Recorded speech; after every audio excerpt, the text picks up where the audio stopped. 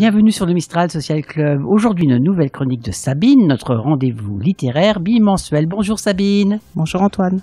De quel livre allez-vous nous parler cette semaine ? La toute jeune maison d'édition Okama vient de sortir son second livre. C'est un roman qui s'intitule La Dormeuse. Son auteur est Catherine Rolland. Ça parle de sommeil ? Pas du tout Antoine. La Dormeuse est un type de boucle d'oreille. Il faudra lire le roman pour découvrir l'origine du titre.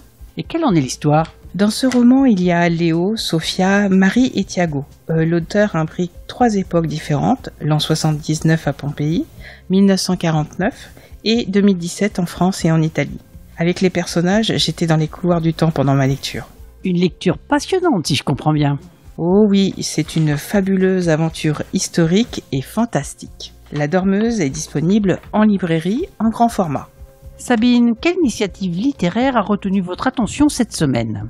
Voyage immobile en temps de confinement. À l'initiative de l'auteur Jean-Paul Delfino, une quarantaine d'auteurs écrivent pour les soignants.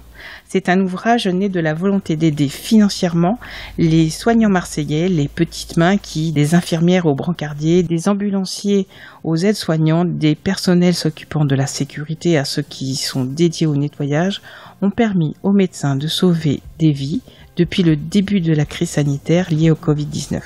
Les bénéfices seront reversés aux soignants marseillais de l'hôpital de la Simone, qui sont en première ligne face à l'épidémie. Et une randonnée littéraire aussi ? Oui, le 21 juin, les artisans de la randonnée et la librairie Le Bleuet à Banon organisent une marche sur les hauteurs de Banon en compagnie du livre La ferme des animaux de George Orwell. Que ce soit à 10h ou à 14h, prenez vos chaussures de randonnée et votre livre pour un moment unique. Sabine, dans l'actualité du moment, qu'avez-vous retenu ? Alibi, c'est le nouveau magazine, le MOOC, du polar et du fait divers. Chaque trimestre, Alibi dresse un portrait complet du monde noir dans la fiction et dans la réalité. Dans ce premier numéro, un dossier spécial sur les affaires non résolues, mais aussi une interview exclusive et une BD reportage sur les flics des catacombes, mais de nombreuses chroniques et une nouvelle inédite de Bernard Minier. Les pépites de la librairie Clémentine de la librairie Le Grenier d'Abondance nous confient les points forts et les coups de cœur du moment. Bonjour Clémentine, quelle est donc l'actualité de la librairie ? Bonjour Antoine. Je vais vous présenter un premier roman d'un auteur qui s'appelle Jean-Luc Daciano, qui s'intitule Tamanoir. Il est édité aux éditions aux Forges de Vulcain.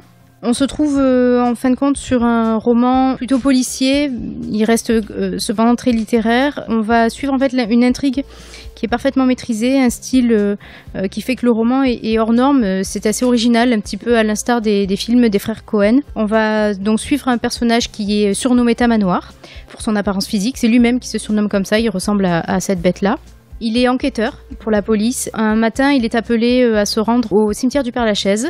Il y a 3 corps qui sont retrouvés et on lui dit voilà, va falloir que vous enquêtiez. Donc lui, quand il arrive, en effet, il constate bien 3 corps. Il n'a pas le temps sur l'instant de passer plus de temps. Il retourne le lendemain et le lendemain, il ne reste plus que 2 corps. En fait, l'un des 2 s'est relevé, a pris son animal sous son bras et en fait vit et clochard. Il vit dans les rues de Paris. Le Tamanoir va se diriger vers ce monsieur-là en lui posant toutes ces questions. Que faisiez-vous sur cette scène de crime ? Pourquoi vous, la police vous a cru mort et que vous ne l'étiez pas. Puis en fin de compte, comme il constate qu'il vit dans la rue, il l'héberge chez lui. Puis il va finalement mener l'enquête un peu avec ce SDF-là, qui a un rôle en fait très important, qui va finalement être presque un personnage principal également. Tout autour de ça, en fait, l'auteur va lier humour et politique. On va être embarqué dans une enquête assez loufoque, puisque finalement, le personnage l'est et son partenaire va l'être également. Et de front et directement aller interviewer des gens. Ils vont pas adopter une méthode classique d'enquête, ils vont faire à leur sauce. Puis ça va apporter ses fruits. On est surtout amené à rigoler à chaque page, c'est très drôle, c'est très enlevé, c'est super. C'est une vraie réussite pour moi, je me suis vraiment régalée à lire ça. C'est tout pour aujourd'hui, on se retrouve dans 2 semaines pour la 28e édition de la chronique de Sabine. En attendant, toute l'équipe de Mistral Social Club vous souhaite une heureuse et bonne journée.